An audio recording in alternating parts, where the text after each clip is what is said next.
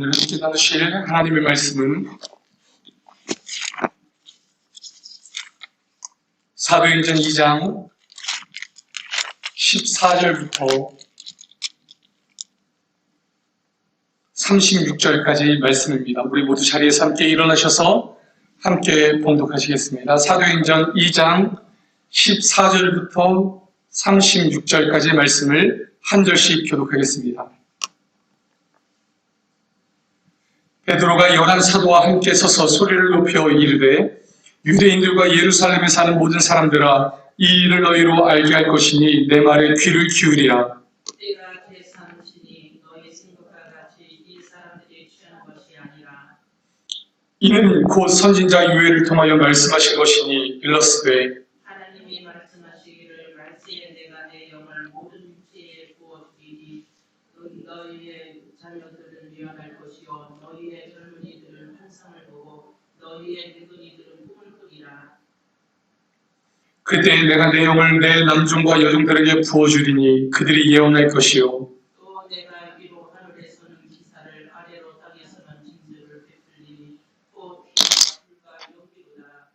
주의 크고 영화로운 날이 이르기 전에 해가 변하여 어두워지고 달이 변하여 피가 되리라. 누구든지 주의 이름을 부르는 자는 구원을 받으리라 하였느니라.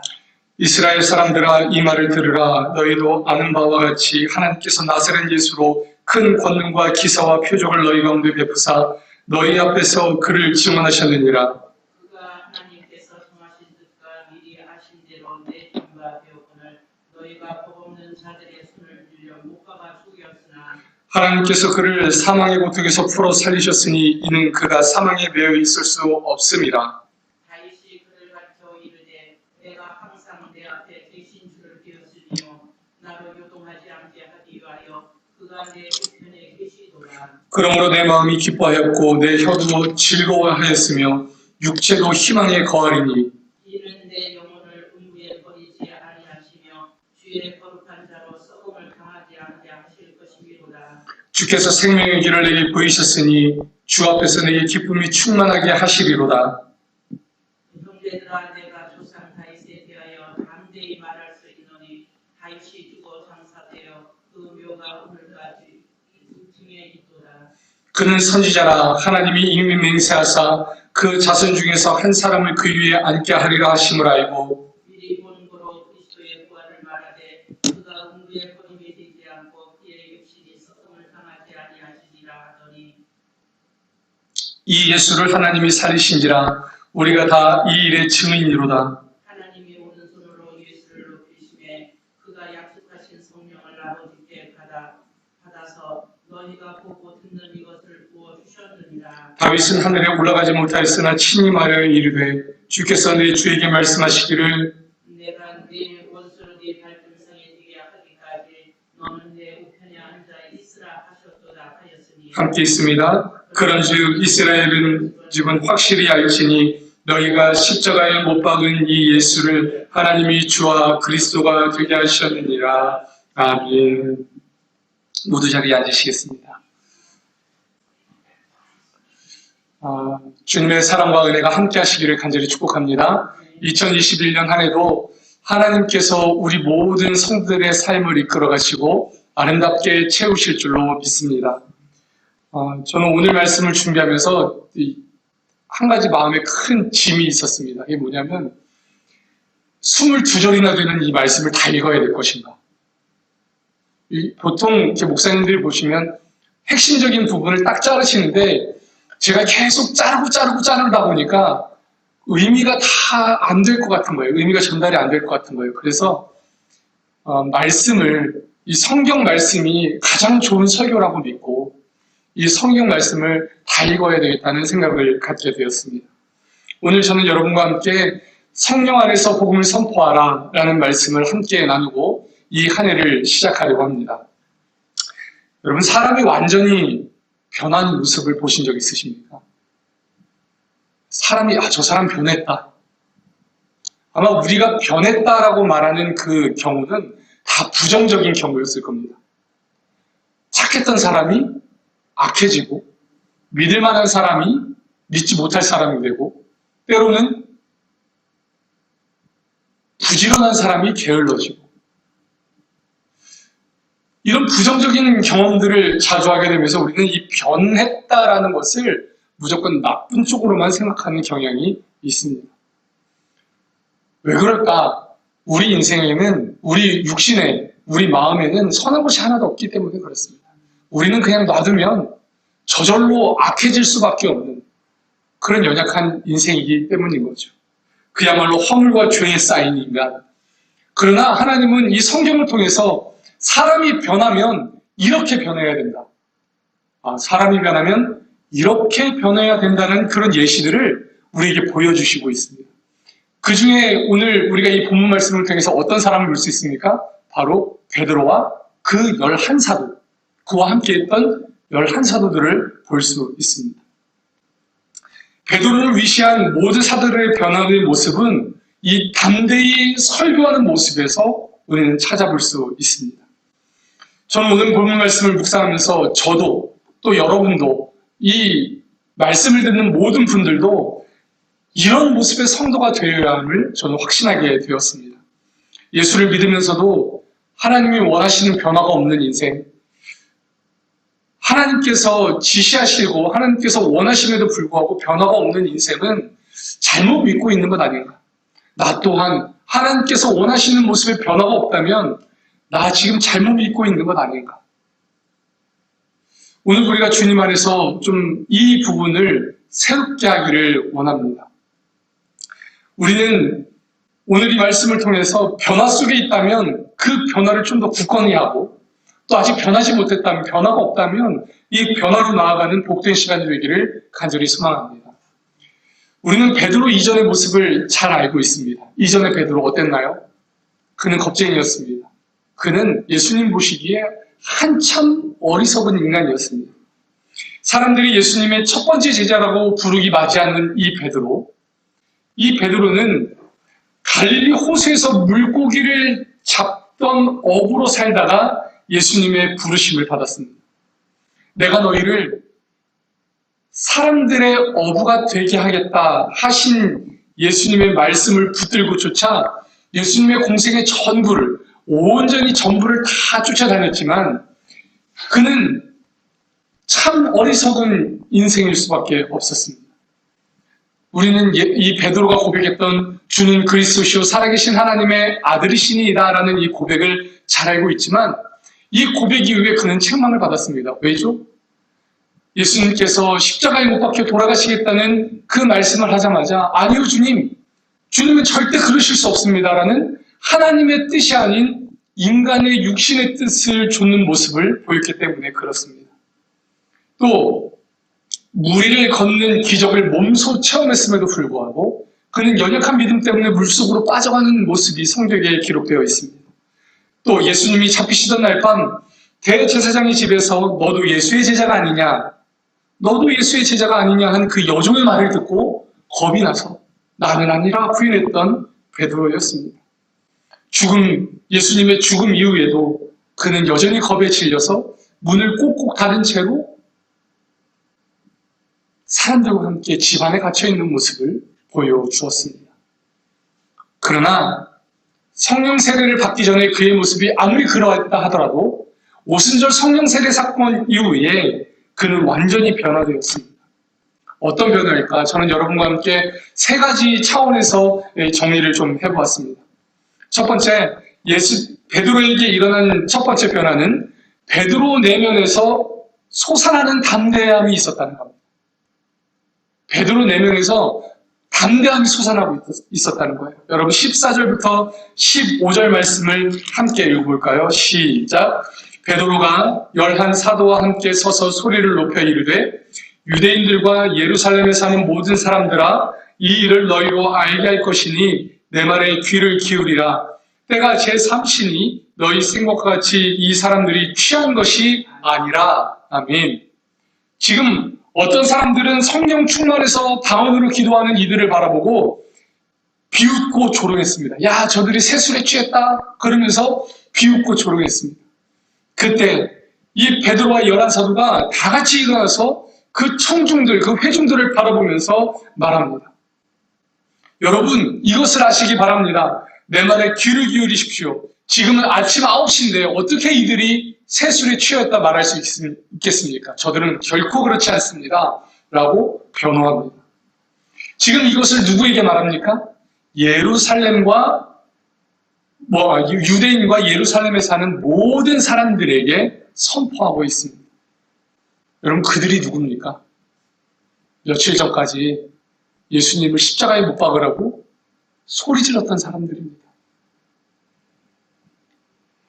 그런데 지금 베드로와 이 11사도가 회중들에게 맞대어 서서 예수님의 제자로서 이 모든 일에 대해 전하려고 하고 있는 겁니다. 저는 이 장면을 상상해 보았습니다. 얼마나 큰 담대함이 그 안에 있어야 했는지. 여러분 생각해 보십시오. 나를 대적했던 사람들입니다. 그들에게 지금 다 같이 일어나서 한 곳을 바라보면서 말씀을 선포하기 시작했다는 겁니다. 지금까지 이루어진 이 모든 일이 도대체 어떤 일이었는지, 너희들이 한 일이 무엇이었는지에 대해서 그들이 선포하기 시작했다는 겁니다. 놀라운 신적 권위가, 하나님의 권위가 그들로부터 뿜어져 나오는, 우리 아이들 말로는 아우라라고 그러죠. 그런 것들이 뿜어져 나오는 그런 순간이었을 겁니다. 이 베드로의 담대한 모습, 여러분 36절 말씀을 한번 보실까요? 36절 말씀은 이 베드로의 설교의 결론 부분인데 이렇게 말씀합니다. 그런즉 온 이스라엘 온 집은 확실히 알지니 너희가 십자가에 못 박은 이 예수를 하나님이 주와 그리스도가 되게 하셨느니라 라고 말씀하고 있습니다. 아주 결정타를 날리는 거죠. 너희가 지금 예수 그리스도를 죽였다라고 결정타를 날리고 있는 겁니다. 얼마나 인간적인 모습으로 했다면 할 수 없는 일이었겠죠. 그러나 그 안에 하나님께서 주신 신적인 권위가 넘치고 있었기 때문에 그는 담대하게 선포할 수 있었다는 겁니다. 너희가 죽인 그가 바로 예수 그리스도다. 너희가 바로 죽인 그 사람이 예수 그리스도다. 여러분, 이것은 죽음을 각오하지 않고는 할 수 없는 일이었습니다. 그러나 그가 반드시 해야 하는 사명이었던 거죠. 여러분, 이 담대함이 어디서 나올까? 확신에서 나옵니다. 담대함은 분명히도 확신에서 나옵니다. 그건 분명합니다. 내가 확신을 갖고 있으면 어떤 상황이 있어도 주눅들지 않습니다. 그러나 그 확신이 없으면 사실일지는 몰라도 주눅이 들게 되어 있죠. 사랑하는 성도 여러분, 우리 모두가 이 확신 안에 거하기를 간절히 소망합니다. 내가 믿는 분이 그리스도이시다. 내가 믿는 예수가 그리스도이시다. 예수가 그리스도이시다라는 이 결론이 우리의 삶을 담대하게 할 줄로 믿습니다. 여러분, 그런 결론이 있으십니까? 그런 결론 속에서 여러분들이 살아가시기를 간절히 소망합니다. 예수가 그리스도이시다, 나를 구원하신 분이시다라는 그 고백이 저와 여러분에게 넘쳐서 우리의 삶이 담대하게 되기를 간절히 소망합니다. 성령으로 충만한 공동체가 어떤 공동체일까? 여러분, 이 담대함을 가지고 있는 공동체입니다. 세상의 핍박, 박해, 조롱, 비웃음, 그것이 아무리 교회를 둘러싸고 공동체를 넘어뜨리려고 해도 맡겨진 사명, 담대히 감당하는 그 공동체가 진짜 성령으로 충만한 공동체입니다. 저는 이 한 해를 시작하는 이 신년주의를 맞으면서 이 말씀을 보며 마음이 뜨거웠습니다. 왜 그럴까요? 그렇다. 세상이 아무리 우리를 핍박하고 조롱하고 비웃어도 우리는 여전히 담대히 해야 할 일이 있다. 우리를 하나님이 이곳에 두신 목적과 뜻이 있음을 알고 우리는 걸어가야 한다는 것을 저는 끊임없이 생각하게 되었습니다. 우리가 성령으로 충만함을 받았다면 이제 우리의 공동체는 주님의 일을 감당해야 합니다. 우리가 해야 할 일은 분명합니다. 예수 그리스도와 그의 일에 대해서 증언하는 일입니다. 하나님께서는 이 땅의 모든 성도들을 하나님의 일을 위한 종과 증인으로 부르셨는 줄로 믿습니다. 우리는 하나님의 종이고 하나님의 증인입니다. 하나님의 하실 일을 우리를 통해서 이루어 가시는 거죠. 그러므로 우리는 그 일을 감당하며 한 걸음 한 걸음 걸어 나가야 할 줄로 믿습니다. 베드로가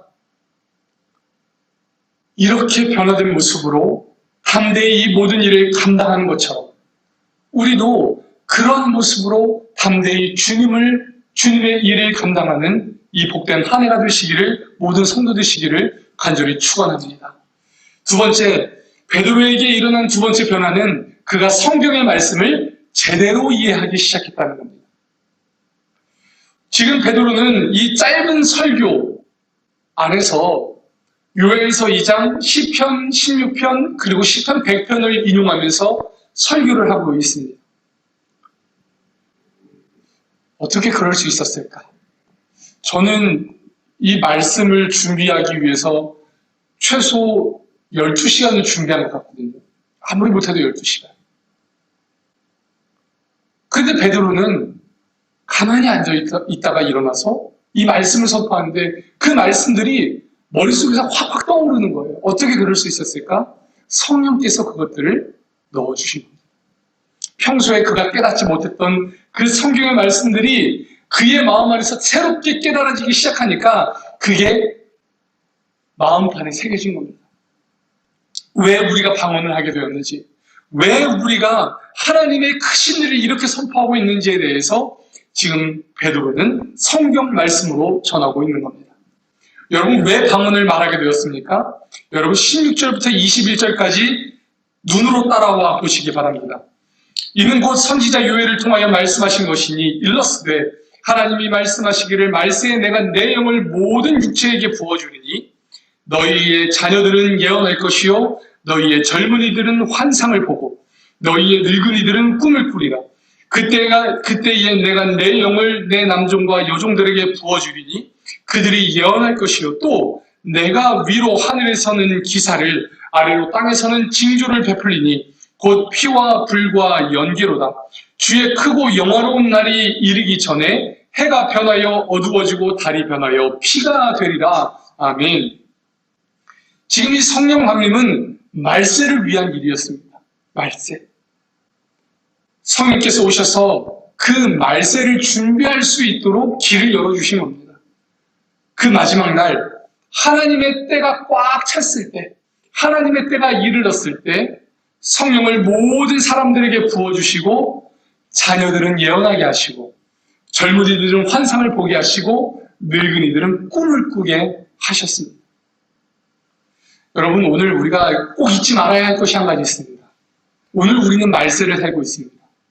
주님이 언제 오실지 우리는 모르지만 정확히 우리는 이 말세를 살고 있다는 것을 기억해야 합니다. 말세가 언제부터일까요? 예수님께서 승천하시고 나서부터 이때까지가 말세입니다. 그러면 왜 하나님은 이제까지 심판하지 않으실까요? 한 사람이라도 더 구원받기 원하시는 하나님의 사랑 때문에 그 심판을 보류하셨다는 겁니다. 여러분, 오늘 우리는 이 말세를 살면서 이 긴장감이 너무 없어요. 왜? 2000년이 넘었잖아요. 이 오랜 시간 지속되는 이 말세가 어쩌면 우리에게 긴장감을 없이 하는 효과를 주었는지 모릅니다. 그러나 우리가 잊지 말아야 할 것은 그날은 도적과 같이 온다고 했어요. 다시 말해서 긴장해야 한다는 거죠. 긴장. 여러분, 우리는 말세를 살고 있습니다. 이런 관점에서 오늘 말씀을 우리가 우리의 오늘 이 시대와 비교해보면 우리는 참으로 위험천만한 시대를 살고 있습니다. 여러분, 우리 자녀들의 입에서 예언이 나옵니까? 자녀들의 입에서 예언이 나옵니까? 저는 자녀들의 입에서 예언이 나오는 경우를 볼 수가 없었습니다. 제가 혹 시내에 나가서 길거리를 걷다 보면 이 중고등학생들이 몰려다니잖아요. 그러면 가장 먼저 들리는 말이 욕입니다. 얼마나 이렇게 욕을 잘하는지 몰라요. 욕으로 시작해서 욕으로 끝나. 얼마나 아이들이 심각한지 모릅니다. 여러분, 저는 확실하게 믿기는 우리 사랑하는 자녀들에게 이 복음이 전해지고 예수 그리스도의 성령이 부어지면 자녀들의 입에서 예언이 나오게 될 줄로 믿습니다. 우리 하나님께서 부어주시는 그 성령이 우리 자녀들에게 말씀을 보게 하고 찬양을 부르게 하고 방언으로 기도하게 하며 주님께서 주시는 힘으로 살아갈 수 있는 복된 자녀들로 만들어 주실 줄로 믿습니다. 또 젊은이들은 환상을 봅니까? 여러분 그렇지 않습니다. 요즘 젊은이들은 환상을 보기커녕 현실에 갇혀 있습니다. 환상은 비전을 의미합니다. 이 비전은 이상을 보는 거죠. 이상. 내가 할 수 있는 일을 하는 것이 아니라 내가 해야 하고 꼭 해야만 하는 일들을 바라보는 것이 이상입니다.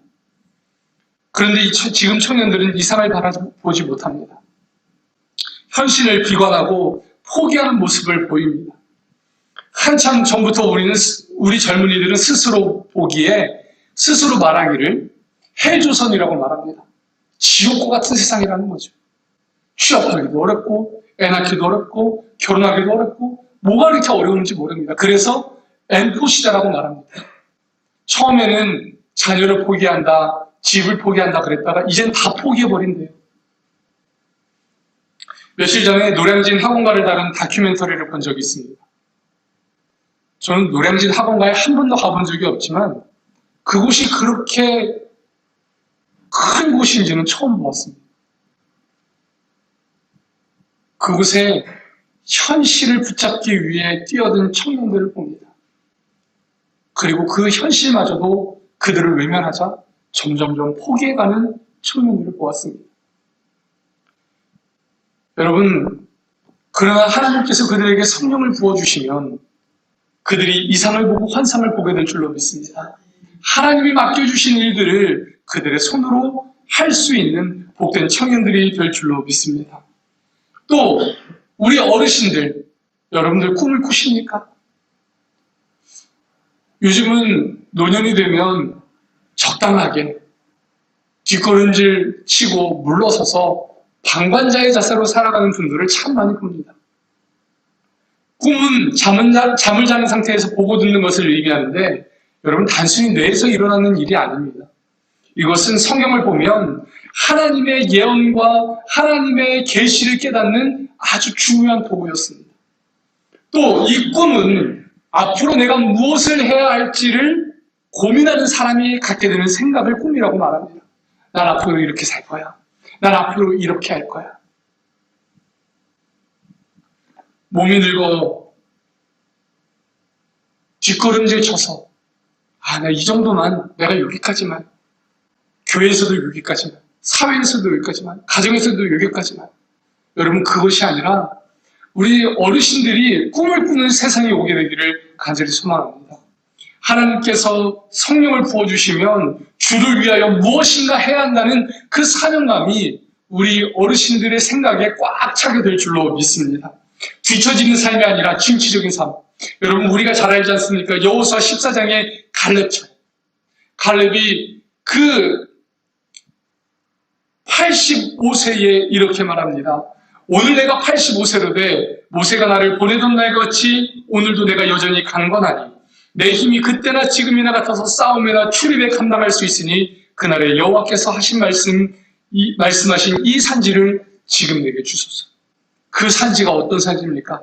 아낙 자손이 살고 크고 거대한 성읍이 거기 있었지만 갈렙은 거기서 멈추지 않았습니다. 저 성읍을 나에게 주세요. 내가 능히 할 수 있습니다. 하나님이 주신 꿈이 살아 움직이는 사람은 나이가 숫자에 불과한 사람이 될 줄로 믿습니다. 지금 베드로는 성령을 받고 나니까 이 모든 것이 이해가 되는 겁니다. 하나님이 이전에 말씀하셨던 것이 지금 이렇게 이루어지는구나. 하나님께서 성령을 부으시면 일어났다고 했던 일이 바로 이거였구나. 그래서 지금 우리는 이 약속의 현장에 있구나. 이 120명의 성도들 중에 어떤 어린아이들은 예언을 하고 어떤 젊은이는 환상을 보고 어떤 늙은이는 꿈을 꾸고 있는 것을 지금 그가 바라보면서 하나님의 놀라우신 능력을 바라보게 됩니다. 사랑하는 성도 여러분, 저와 여러분도 이 성령을 통해 말씀을 깨닫는 복된 성도가 되기를 간절히 소망합니다. 말씀, 그것은 우리를 주님께로 인도합니다. 놀라운 말씀은 그 말씀은 우리를 주님께로 인도합니다. 여러분 18절 말씀에 보면 이것을 우리에게 확실히 약속하고 있습니다. 우리도 그렇게 될 수 있다. 왜냐하면 남종과 여종에게도 성령을 부어주신대요. 남종과 여종이 누굽니까? 당시에 가장 비천하다고, 가장 아무것도 아니라고 여겼던 사람들이 바로 남종과 여종입니다. 남녀노소 불문하고 빈부 귀천을 막론하고 하나님께서 모든 사람들에게 차별 없이 부어주시는 그 성령을 저와 여러분이 믿음으로 받고 믿음으로 구하기를 간절히 소망합니다. 그리고 그날이 되면 주님의 이름을 부르는 모든 자마다 차별 없는 구원을 얻게 된다고 말씀하고 있습니다. 우리는 이때를 위해 지금도 성령의 충만함을 간구하며 그 안에서 주님의 일을 담대히 선포하는, 감당하는 성도가 되어야 할 줄로 믿습니다. 그러면 마지막으로 세 번째, 베드로에게 일어난 변화는 복음을 정확하게 이해했다는 겁니다. 여러분 22절부터 24절 말씀을 눈으로 따라와 보십시오. 이스라엘 사람들아 이 말을 들으라. 너희도 아는 바와 같이 하나님께서 나사렛 예수로 큰 권능과 기사와 표적을 너희 가운데에 베푸사 너희 앞에서 그를 증언하셨느니라. 그가 하나님께서 정하신 뜻과 미리 하신 대로 내준 바 되었거늘 너희가 법 없는 자들의 손을 빌려 못 박아 죽였으나 하나님께서 그를 사망의 고통에서 풀어 살리셨으니 이는 그가 사망에 매여 있을 수 없음이라. 아멘. 여러분 이 짧은 세 구절로 베드로는 정확하게 하나님의 복음을 설명하고 있습니다. 복음의 목적과 결말이 여기 정확히 나타나 있어요. 복음의 목적이 뭡니까? 주님의 이름을 부르는 사람에게, 모든 사람에게 구원을 주시는 겁니다. 그러면 그 결말은 뭡니까? 사망의 권세, 죄의 권세에서 해방시켜 예수님처럼 영원한 생명으로 살게 하는 것이 바로 하나님의 복음의 결말이었습니다.